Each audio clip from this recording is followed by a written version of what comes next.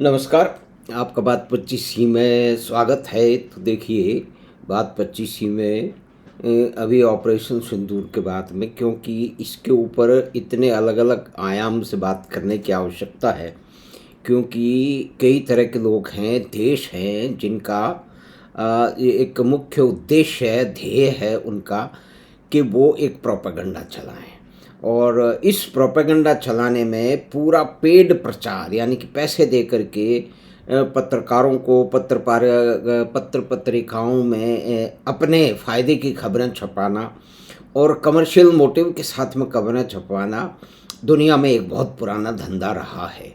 ये छोटे गाँव ढाणी के जो है उससे लेकर के और अंतर्राष्ट्रीय स्तर तक भी ये बार-बार स्थापित हो चुका और सामने आ चुका है।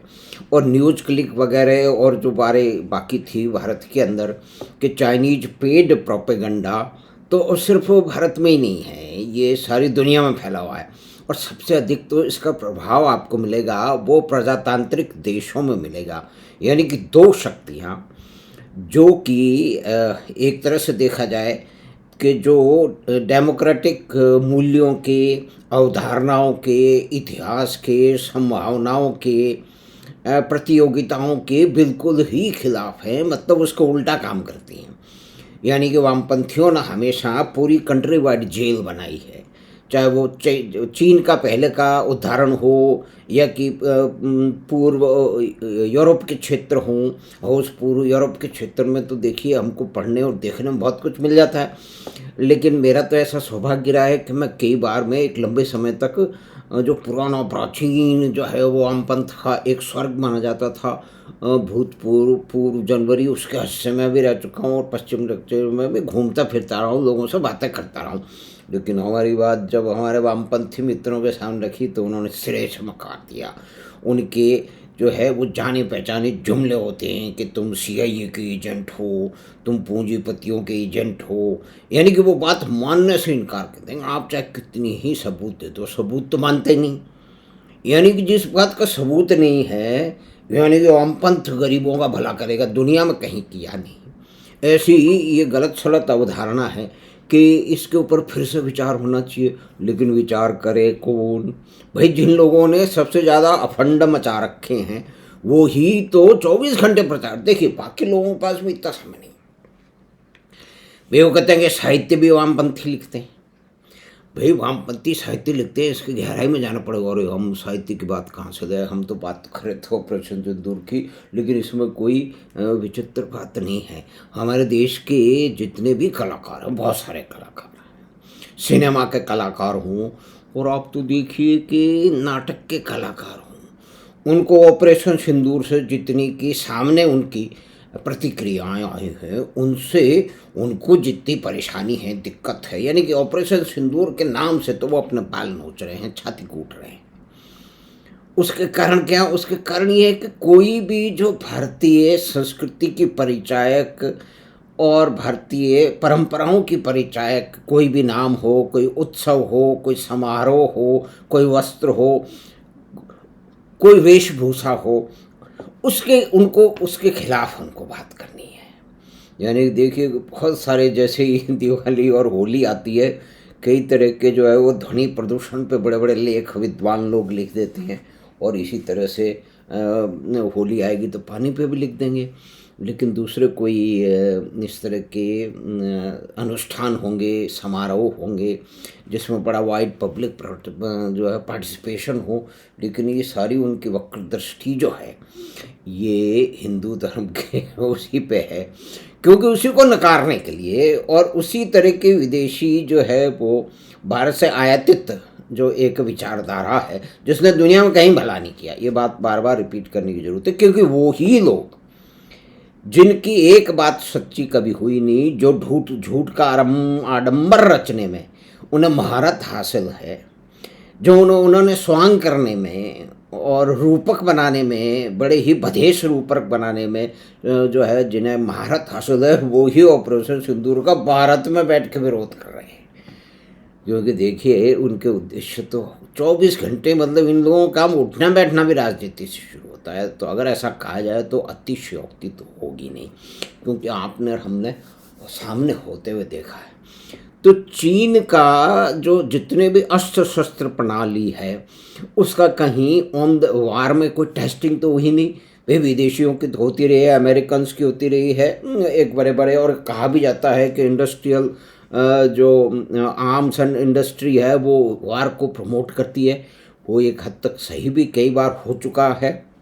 लेकिन अभी ऑपरेशन सिंदूर में जो है चीन के अस्त्र शस्त्र से जिस सजावट हो रखी है पाकिस्तान की आर्मी की, और आप देखिए कि बिना सबूत के, बिना एविडेंस के, यानी कि भारत ने जितने भी हमले किए हैं, जितने भी टेररिस्ट जो इंफ्रास्ट्रक्चर पे जो निशाने लगाए हैं उसमें 100 से अधिक तो बड़े बड़े आतंकवादी जिन्हें पाला पोसा खा पिला के मोटा किया है, एक पूरी फौज पाकिस्तान बनाता है।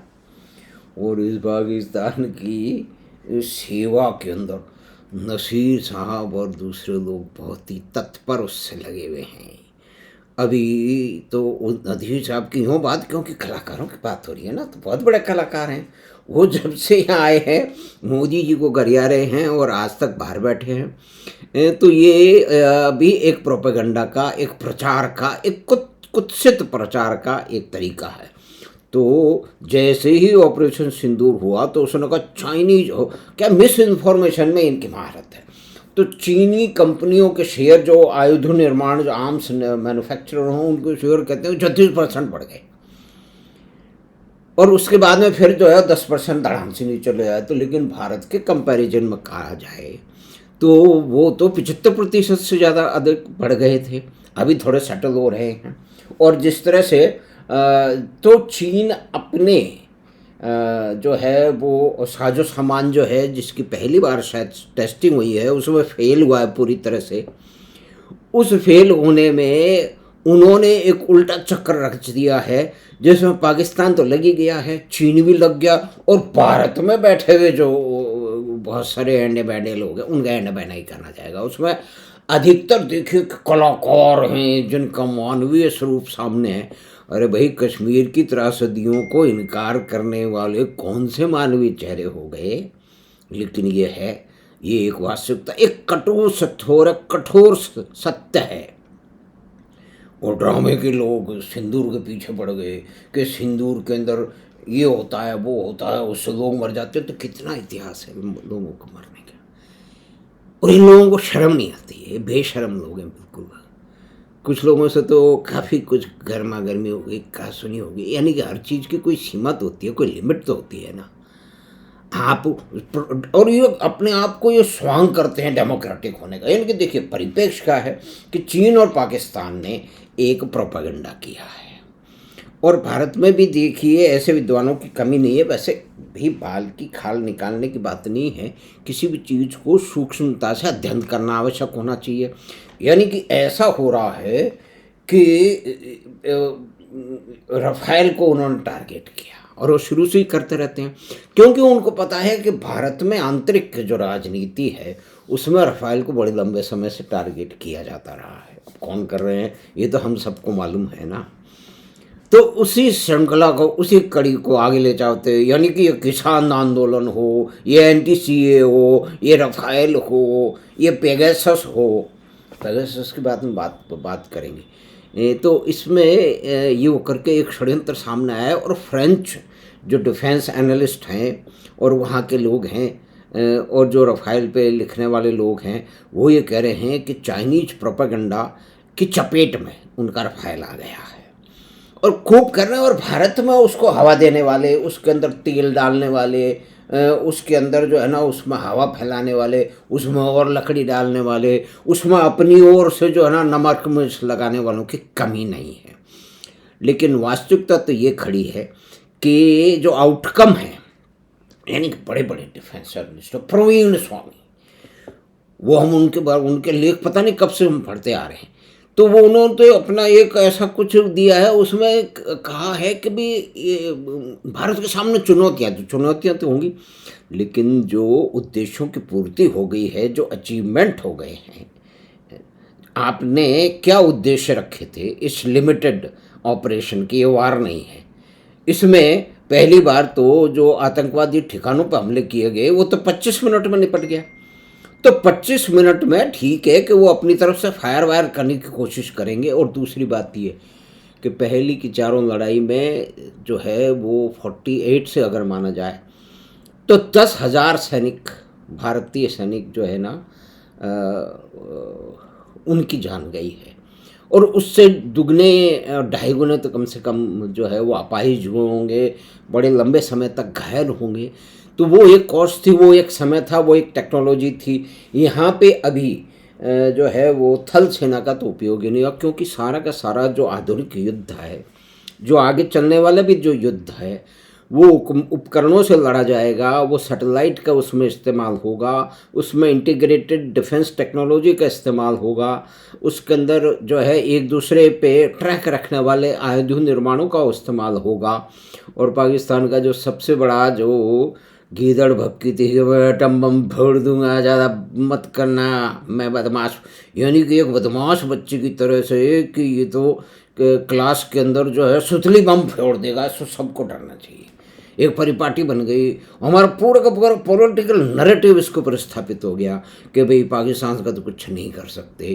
और फिर क्या है कि पाकिस्तान का कुछ करने से हमारे वोटों में गड़बड़ हो जाएगा। वो कभी सिद्ध नहीं हुआ, लेकिन उसके सिद्ध होने के उसकी लामबंदी के अलग तरीके हैं। यानी कि जो 90% 99% जो वोट देते हैं वो लगे हुए हैं कि जो बहुमत है उसको, जो कहते हैं बहुमत की दादागिरी, भाई बहुमत की तो दादागिरी हमेशा रहेगी। 51% तो कंपनियों में शेयर जो होता है उसी की बात मानी जाएगी, और यहाँ तो उससे ऊपर ही चल रहा है ना। देखिए अब आप हार रहे हैं तो हार रहे हैं, प्रजातंत्र खतरे में। तो साहब इस प्रजातंत्र में सबसे अधिक मार पड़ रही है वामपंथी और चीनियों के प्रचार की। चीन देखिए वामपंथ में कुछ बचा नहीं है, वो बहुत ही क्रूर किस्म का कैपिटलिज्म भी है, ये बात ठीक, क्योंकि उन्होंने बहुत तरीके से अपने यहाँ बहुत तरक्की की, उसको 40 साल में उन्होंने किए, तो ये तो हमें माननी पड़ेगी। उसमें कई झोल भी हैं, उसके बारे में बात करेंगे। 40 साल में वो दुनिया की फैक्ट्री बन गया, हमारे 40 साल में एयरपोर्ट, 28 साल में तो हमें हमें हमारा इतिहास है कि हम ज़मीन एक्वायर करने में 5-5 10-10 साल लगा देते हैं, वहाँ 3 साल में पूरा प्रोजेक्ट पूरा हो जाता है। तो ये तो एक अलग बात है, ये एक तुलनात्मक अध्ययन है कि हम किस तरह से अपने समय को नष्ट करते हैं, उसके कारण हो रहे हैं। तो ऐसा भी इसकी पोल खुल चुकी है। और ये भी माना जा रहा है कि भाई हम क्यों इसको प्रदर्शित करें कि हमारी कमजोरी क्या है। भाई भारत के ऑब्जेक्टिव पूरे हो गए, आपने गीदड़ भपकी उनकी बंद कर दी, उसके साथ में आपने सारे के सारे उनके जो है ना वो अड्डे उड़ा दिए, गुंडे बदमाशों के, आतंकवादियों के अड्डे उड़ा दिए। फिर जब रिटेलिएट किया तो वो भी उड़ा दिए। यहाँ तो यहाँ हो गया कि अमेरिका के लेने देने पड़ गए, क्योंकि नूर खान एयरबेस कहते हैं कि अमेरिकन से चलाते थे, वहाँ जो भी कुछ रखा हुआ है, जो न्यूक्लियर स्टॉक पाइल भी है, वो उन्होंने अपने काउंटर इंटेलिजेंस जियोपॉलिटिक्स के हिसाब से पाकिस्तान में धर रखा था। और इसीलिए पाकिस्तान को वो सपोर्ट करते रहते हैं, क्योंकि रशिया पे और उस तरफ से एशिया से वहाँ उनको एक बेस चाहिए, एक क्लाइंट स्टेट है, एक उनका जो है ना नौकर चाकर है, वो चाहिए, पैसे दे के खरीद लेते हैं। वो भारत में तो हो नहीं पाएगा, तो इसीलिए उनकी जो है वो सहायता करते रहते हैं। ये बड़ी विचित्र बात है कि सबसे शक्तिशाली प्रजातांत्रिक देश अपने किस तरह के उद्देश्यों की पूर्ति के लिए किस तरह के गुंडे बदमाशों को पालता है। ये एक पुराना इतिहास है। तो हमें आशा है कि छोटी सी बातचीत जो कि इस बात पे आधारित तो ही थी कि कितने फाइल गिर गए। भाई आपके उद्देश्य देखो, आप युद्ध करोगे तो कुछ चोट तो आपको लगेगी, खरोंच भी लग सकती है, घाव भी हो सकता है, लेकिन मुख्य उद्देश्यों की बात नहीं करेंगे।